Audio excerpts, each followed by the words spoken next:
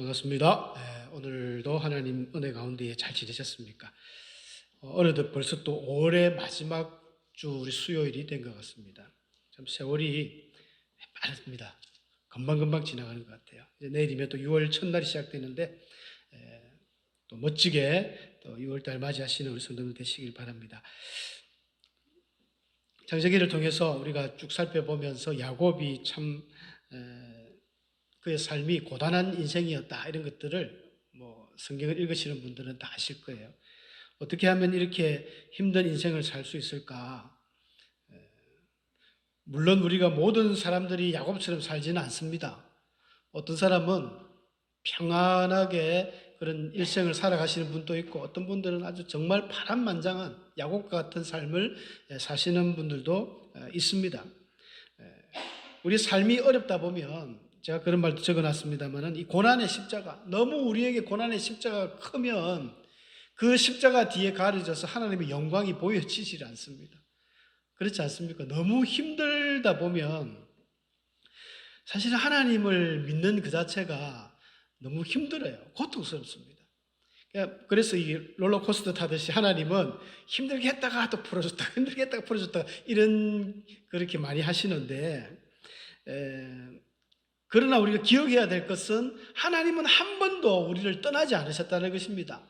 항상 우리와 함께 하시고 오늘 설교 제목처럼 언제나 우리 곁에서 우리와 함께 하시는 그 하나님, 우리가 그 하나님을 잊어버려서는 안 됩니다. 그것을 잊어버리는 순간 우리의 신앙은 더 아주 나락으로 떨어질 수밖에 없는 연약한 삶이 된다는 것입니다. 그래서 제가 오늘 야곱의 참 걸어온 인생들을 한번 쭉 성경을 통해서 한번 되돌아봤습니다. 야곱에 대한 이야기가 거의 창세기 반을 차지하고 있기 때문에 사실은 야곱은 이스라엘 민족에게 있어서 굉장히 중요한 인물이죠. 왜냐하면 이스라엘의 12지파가 어떻게 생겼는지 그것을 설명하기 위해서는 창세기가 굉장히 중요하거든요. 이스라엘 사람들이 그렇게 12지파가 지금도 나눠져 있지만 그 지파를 설명하기 위해서는 반드시 이 야곱을 설명 안 할 수가 없습니다. 그래서 야곱의 인생은 정말 어릴 때부터 해가지고 쭉 죽을 때까지 정말 꼼꼼하게 이렇게 성경에 묘사된 인물이 과연 또 있을까 할 정도로 아주 상세하게 야곱의 그 삶을 기록을 해놨습니다. 성경에는 자세하게 나와 있진 않지만 우리가 아시는 대로 아브라함이 100살에 자기 아들 독자 이삭을 놓습니다. 100살에 놓고 75년이나 더 살다가 175세의 죽음을 맞이하거든요. 그러면 이삭이 100살에 아브라함 100살에 나가지고 75년을 사는 가운데에 이삭은 또 에서와 야곱을 쌍둥이를 60살에 낳았다고 성경은 기록하고 있습니다. 그러면 60살에 태어난 이 야곱은 약 15년 동안은 아브라함과 함께 지냈어요. 이 사실 보면서 이렇게 나이 계산을 해보니까 그렇구나. 그럼 야곱은 아브라함의 그 할아버지가 어떤 분인가를 아는 거예요. 요즘 어린이들이 대가족이 좀 핵가족으로 떨어져 있다 보니까 그리고 또 연세 드신 할아버지 할머니 모실 일이 거의 없어요. 그러니까 할아버지 할머니에 대한 추억이 없지 않습니까? 저희 아이들만 하더라도 큰애 예찬이 같은 경우는 할머니 품에서 자랐습니다. 어릴 때. 그래서 할머니하고 할아버지를 잘 따르고 또 끔찍히 생각을 해요. 항상 먼저 생각하고 잘 계시냐, 전화가 와도 잘 계시냐 이렇게 안부를 묻습니다. 예일이는 할머니가 좀 아프셔가지고 조금 하다가 못했거든요. 야곱 같은 경우는 우리가 미루어 충분히 짐작해보건데 아브라함이 100살의 아이 이삭을 놓고 얼마나 기뻐했습니까? 그 손주를 봤으니까 더 기뻐했을 거예요. 150살이죠. 150살에 이제 손주를 봤는데 그러니까 그렇게 정들었던 할아버지가 야곱이 이 15살이면 한참 감수성이 예민한 그 사춘기 시절 아닙니까? 죽음에 대해서 아직 정확한 정의를 내리지 못하는 그 나이에 할아버지가 돌아가신 거예요. 자기에게 그렇게 잘해주시던 아브라함이 돌아가신 겁니다. 거기서부터 시련이 시작되는 건지 야곱의 어린 시절은 자세하게 나와 있지 않지만 형 에서가 40살에 결혼했다고 또 성경에 나와요. 형이지만은 실제적으로 쌍둥이니까 야곱도 40살이거든요. 형님 에서는 결혼을 했는데 자기는 결혼도 못해요. 에서는 뭐 들로 산으로 말 타고 막 사냥을 다니면서 마음에 드는 여자들 막 이래가지고 해쪽 속에 그 이방인 여인을 2명씩이나 아내를 얻었습니다. 야곱은 40살이 돼도 결혼을 못한 거예요. 40살이 뭡니까? 야곱이 결혼한 거는 저 하란에 가가지고 90살쯤 돼서 결혼을 했으니까 참 야곱의 인생도 그렇습니다. 모르긴 몰라도 형수가 되죠. 형수들한테 받는 미움, 뭐 이런 여러 가지 참 야곱이 눈칫밥을 많이 먹었을 것 같은데, 그래서 엄마 품속에서 늘 그렇게 지내다가 계산을 대보면 77세 할아버지죠. 그때 이삭과 형을 속여서 도망가서 이제 하란이라는 곳에 밧단 아람이라는 외삼촌 집에 라반 집에서 20년 동안 지냅니다. 20년 처가살이를 하는 거죠. 그래서 7년 동안 열심히 노예처럼 종처럼 일하다가 이제 라헬하고 뭐 아내를 4명씩이나 하고 결혼을 했습니다. 근데 말이 사위지 사실은 거의 종처럼 부려먹었기 때문에 야곱이 굉장히 눈칫밥을 많이 먹고 어려운 생활을 했습니다. 오죽했으면 그 나올 때도 도망을 나왔잖아요. 야곱의 인생이 맨날 도망자 인생인 것 같아요. 형을 피해서 도망갔다가 또 외삼촌을 피해서 도망갑니다. 그 마지막 때는 하나님께서 자기가 참 이 결혼도 늦게 하고 하니까 하나님이 급하셨어요. 이거 아브라함한테 네 자손을 하늘의 별처럼 만들어 주겠다 했는데 이 뭐 이삭 독자만 놓고 이삭도 뭐 겨우에 2명밖에 못 놓고 하니까 이래가 언제 하늘의 별처럼 하겠습니까? 그래서 하나님이 야곱을 외삼촌 집에 보내가지고 졸지에 아내를 4명이나 얻어가지고 막 아이 놓기 시합을 하는 거예요. 7년 동안. 처음에 7년은 무료로 봉사했고 그 다음에 7년 결혼해가지고 7년 동안 아이를 서로 낳기 경쟁을 하거든요. 그래서 요새까지 11명을 놓습니다. 7년 동안. 뭐 서로 아내가 4명이니까 막 놓는 거예요. 그래서 11명을 놓고 나니까 야곱이 하나님께 기도를 하죠. 하나님, 아내도 많고 자식도 많은데 저는 언제 내 집을 갖겠습니까? 저 언제까지 이렇게 살아야 됩니까? 하면서 기도를 합니다.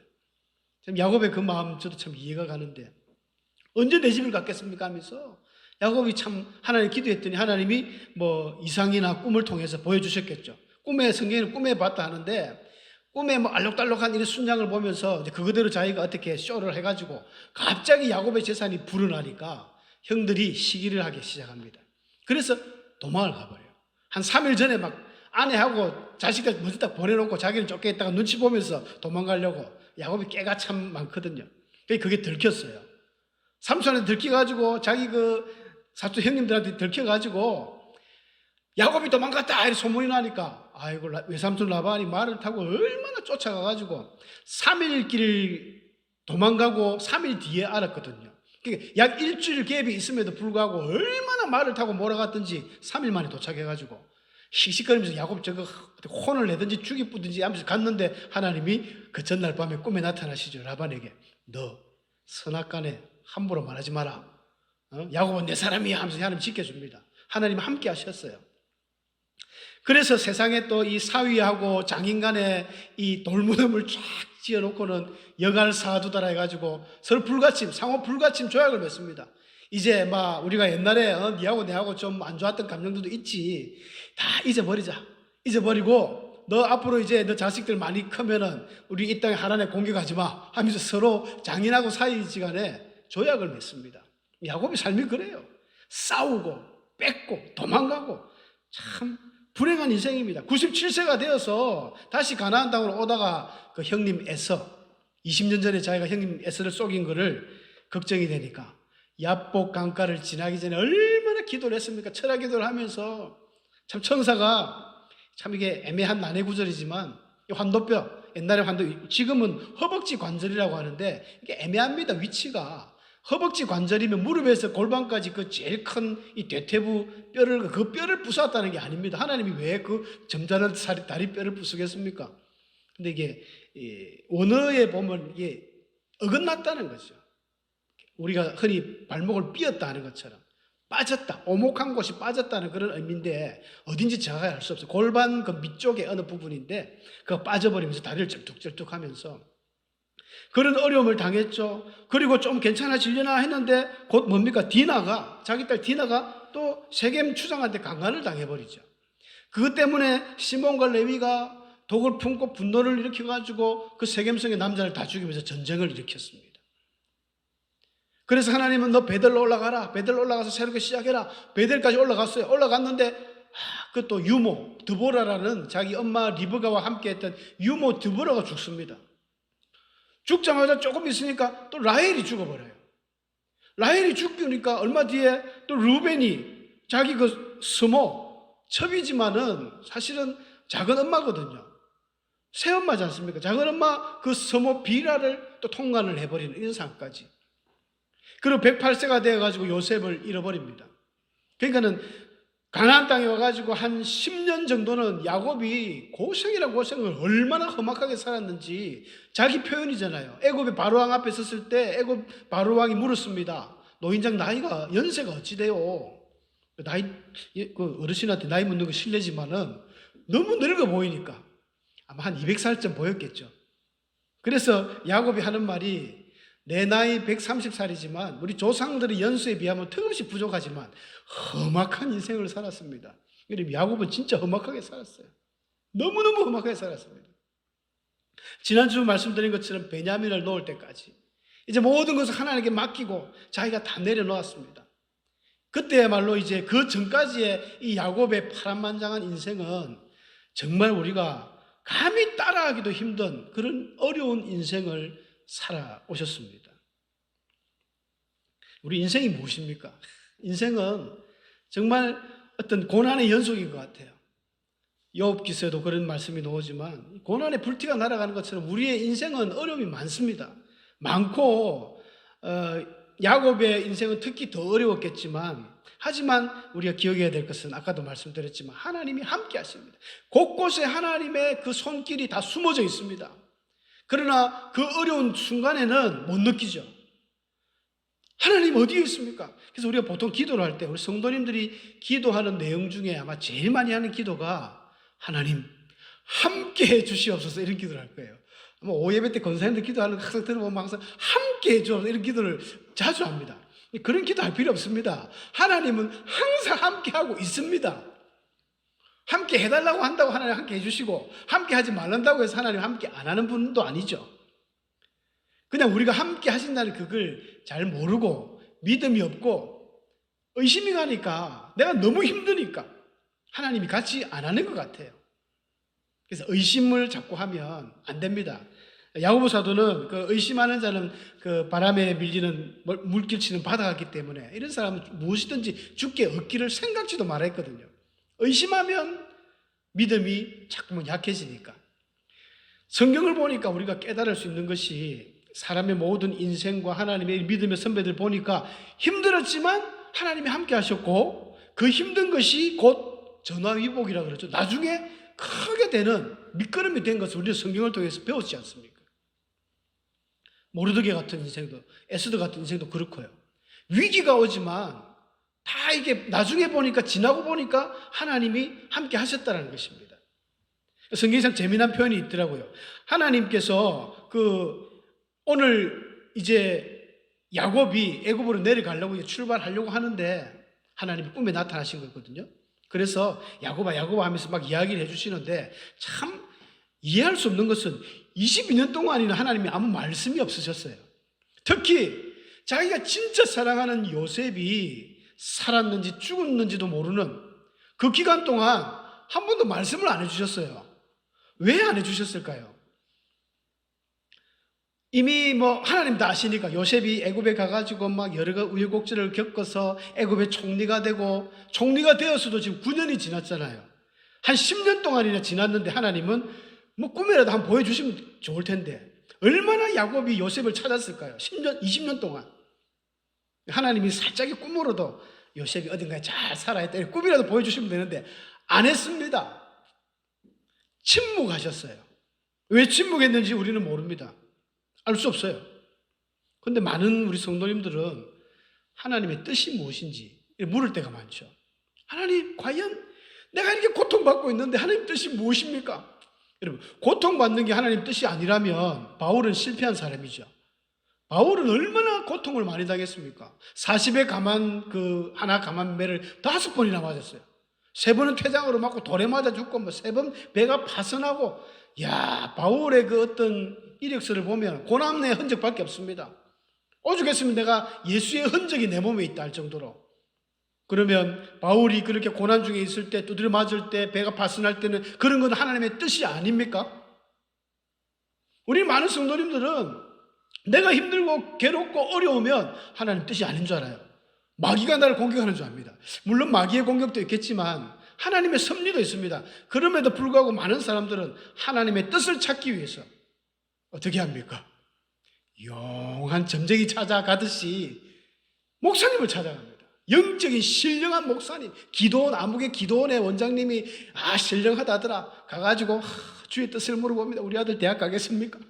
서울대 가겠습니까? 고려대 가겠습니까? 아니면 부산대를 가야 될까요? 하나님의 뜻이 무엇입니까? 하나님 뜻 모릅니다. 안 가르쳐 주세요. 서울대 가는 것이 하나님 뜻인지, 아니면 부산대, 아니면 저 허접한 대학 가는 게 하나님 뜻인지 인간은 알 수가 없습니다. 꼭 돈을 많이 벌어야 하나님 뜻이다. 여러분, 부자가 되는 것이 하나님 뜻입니까? 부자가 되어서 하나님의 뜻을 나타낼 수도 있어요. 근데 부자가 되어가지고 오히려 믿음을 말아먹는 사람들도 많지 않습니까? 그게 다가 아니거든요.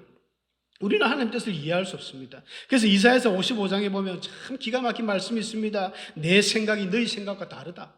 내 길은 너희 길과 다르다. 하늘이 높으면 땅보다 높음처럼 내 길은 더 높고 내 생각은 너희 생각보다 더 높다. 감히 너희가 어떻게 여러분, 우리가 하나님을 이해해서 믿습니까? 우리는 하나님을 이해할 수 없습니다. 그냥 하나님을 믿으니까 하나님이 조금 이해가 되는 것이죠. 미련한 인생들이 어떻게 하나님을 이해한다, 감히 이런 표현을 쓸 수 있습니까? 우리는 이해할 수 없습니다. 그러나 내가 믿고 인내하고 계속 가다 보니까, 저만치 달려가서 보니까 그때에도 하나님 나와 함께 하셨구나 고백이 나오잖아요. 모래입니까 눈입니까? 눈밭을 걸어가는 발자국 2개 이야기. 그 어려운 순간 하나님 어디 가셨어요? 그랬는데 야 이놈아 내가 너를 얻고 지나갔다. 그것처럼 바울도 그래서 디모데에게 고백하지 않습니까? 바울이 죽을 때 마지막 죽음의 순간에 적은 성경이 디모데 후서인데 디모데에게 유언처럼 남기는, 내가 이제 전제와 같이 떠날 때가 되었다. 응? 내가 선한 싸움을 싸웠고 나의 달려갈 길을 마치고 내 믿음을 지켰으니까 앞으로 의로우신 재판장이 나에게 의로운 면류관을 주실 것이다. 나에게뿐 아니라 주의 나타나심을 사모하는 모든 자에게도 주실 것이다. 이렇게 이야기합니다.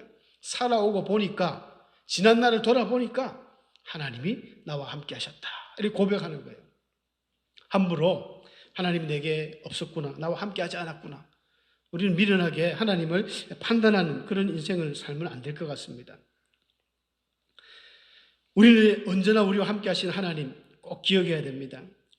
우리가 너무 힘들다 보면 하나님이 곁에 없는 것 같아요. 그래서 하나님 함께 해달라는 기도도 사실은 어려운 사람들이 기도를 많이 하죠. 너무 힘드니까 하나님 함께 해주시옵소서. 그러나 앞으로는 그런 기도보다는 하나님 나와 함께 있는 증거를 내게 보여주옵소서. 하나님 나와 함께 하지 않습니까? 하나님 이거 해결해 주세요. 그렇게 기도를 바꾸시는 게 어떨까 생각을 해봅니다. 야고보가 아니고 야곱. 신약의 사도는 야고보라고 하고 구약의 야곱은 야곱이라 합니다. 영어도 제이콥이라고 그러죠. 자, 이 신약의 야고보는 제임스라고 하고 영어도 좀 틀립니다. 이 야곱이 이제 마지막 애굽으로 떠나기 앞서서 오늘 1절에 우리가 읽었습니다만 모든 소유를 이끌고 떠나 브엘세바라는 곳에 이르러, 브엘세바는 아브라함과 이삭의 아주 귀한 장소입니다. 이삭이 거의 고향이죠. 고향과 같은 곳이고 그 브엘세바, 이 맹세의 우물이라는 뜻이잖아요. 아브라함이 그랄 목자하고 막 하면서 아비멜렉 왕에게 그 맹세의 우물을 받았던 참 의미 있는 장소입니다. 그곳에 이르러서 야곱이 뭘 했냐면은 그의 아버지 이삭이 하나님께 희생 제사를 드렸다는 거예요. 희생 제사, 예배입니다. 예배. 여러분, 우리가 하나님이 우리와 함께 하신다 이걸 아는 가장 참 기가 막힌 방법이 예배 생활입니다. 예배를 힘쓰고 예배를 잘 들으시는 성도님들은요, 하나님이 와 이렇게 함께 하시는구나, 내게 이렇게 역사해 주시는구나, 이런 것을 깨달을 수 있는 기회가 엄청나게 많습니다. 여러분, 찬양을 하실 때 성령이 참 감동을 하면요, 하나님이 정말 나와 함께 해주시고 안아주시고 등을 두드려 주시고 머리를 쓰다듬어 주시는 이런 느낌도 받을 수 있습니다. 예배 드릴 때, 하나님 말씀 들을 때, 성령이 역사해 주실 때 너무 많아요. 예배라는 것은 너무 중요한 것입니다. 그래서 정말 예배는 우리 인생에 있어서 너무나 귀중하고 소중하고 최고의 이 하나님 앞에 나갈 수 있는 방법입니다. 이 야고보는 어릴 때 아버지 이삭이 어떻게 하나님 앞에 예배 드리는가를 자세히 봤습니다. 여러분, 이삭은 어떤 사람입니까? 아브라함이 그 모리아산에서 이삭을 죽이려 할 때까지도 순종했던 정말 착한 사람이거든요. 그랄 목자들하고 하나님이 이 벌세바 살 때에 너 애굽으로 내려가지 마라, 하나님이 이삭에게 이야기했어요. 또 흉년이 한번 들었을 때에 그때 이삭은 그대로 순종하고 애굽에 안 가고 그냥 그랄 그 목자들 틈에 지냈었거든요. 그때에 자세히 봤죠. 한번 자기 아내 리브가가 그랄 왕한테 잡혀가가지고 또 빼앗길 뻔했는데 하나님이 희한한 방법으로 꿈을 통해서 이렇게 해결해 주시는 걸 봤고, 또 그 땅에 흉년인 중이었지만 농사를 했는데 이삭이 몇 배를 얻었습니까? 100배의 소출을 얻는 것을 야곱이 봤어요. 그리고 이삭이 예배를 드리면 얼마나 정성껏 경건하게 예배를 드리는지 야곱이 다 봤어요. 그래서 야곱은 저번에 말씀드렸지 않습니까? 도망갈 때도 기름병을 들고 다닌다. 이 제사 드릴 때는 기름이 필요하거든요. 항상 전제를 붓고 막 붓고 하니까 도망갈 때도 기름을 들고 갈 정도로 예배 생활이 몸에 배어 있었습니다. 여러분, 자녀들은 말로 해서 교육이 되는 게 아니라 보여줘야 되거든요. 부모님이 어떻게 신앙생활을 했느냐, 부모님이 어떻게 기도했느냐, 이걸 그대로 봅니다. 야곱이 그걸 보고 오늘 본문에 그랬지 않습니까? 그의 아버지 이삭이 하나님께 제사를 드렸다. 왜 이삭이 하나님께 제사를 드렸다라고 말을 할까요? 이삭이 섬겨던 자기 아버지가 드렸던 그 모습을 그대로 기억하면서 자기도 경건하게, 엄숙하게. 예배란 말은요, 이 한자말로 이 예절할 때 예와 절배자를 씁니다. 예를 갖추어서 절한다. 그래서 영어로 worship, 경배한다, 또는 서비스, 섬긴다, 이런 뜻이거든요. 예배라는 것은 정말 경건하게 하나님 앞에 나와서 하나님을 영광 돌리는 겁니다. 경배하는 것입니다.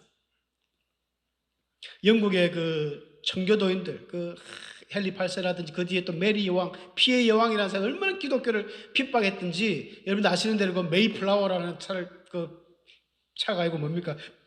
선박, 배를 타고 막 와가지고 미국의 그 플리머스 항에 딱 도착해서 이 청교도인들이라 그러거든요.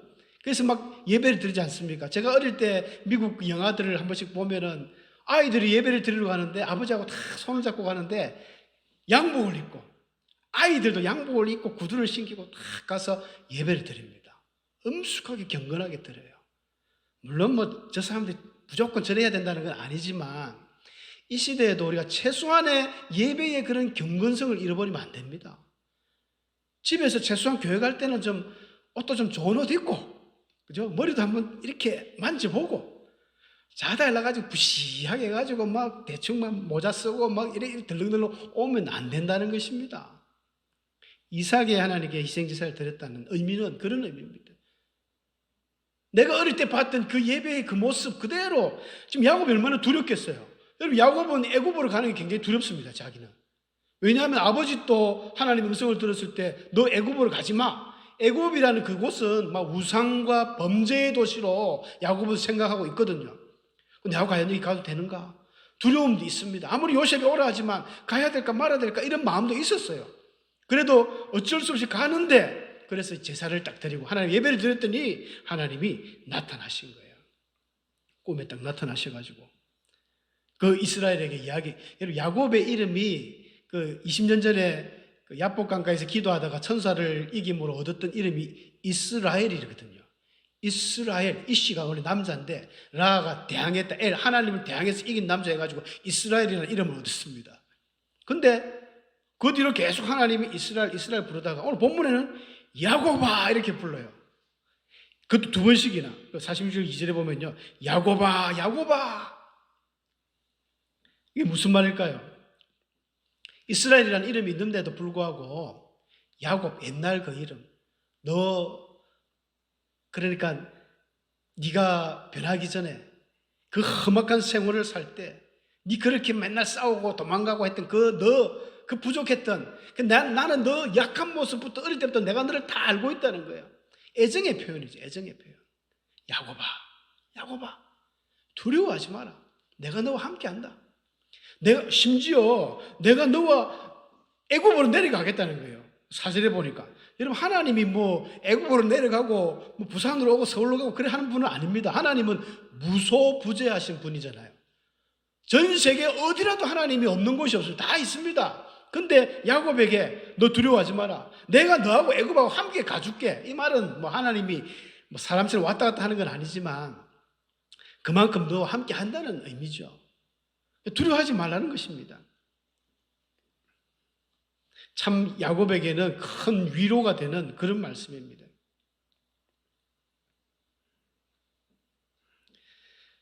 그러면서 딱 붙여주시는 말씀이 4절 끝에 우리가 읽었지만 반드시 너를 인도하여 내가 다시 올라온다는 것입니다.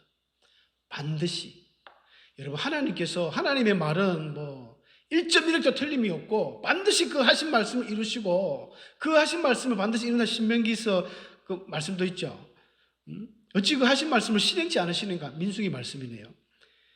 그런 하나님께서 또 한 번 강조하기 위해서 반드시 이렇게 이야기하는 것은 이게 뭐 분명한 사실이란 것입니다.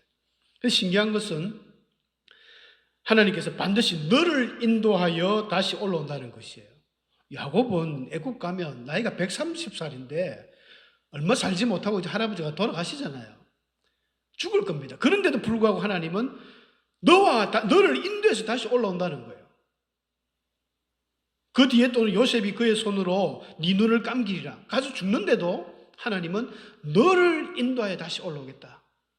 이 말씀은 하나님은 시간적인 개념이 없지 않습니까? 인간에게 시간적인 개념이 있지. 어떤 시편 말씀입니까? 하나님께는 천년이 지나간 어제 같다. 밤의 한 순간 같다 했습니다. 하나님은 어제나 오늘이나 천년 전이나 똑같은 일이에요.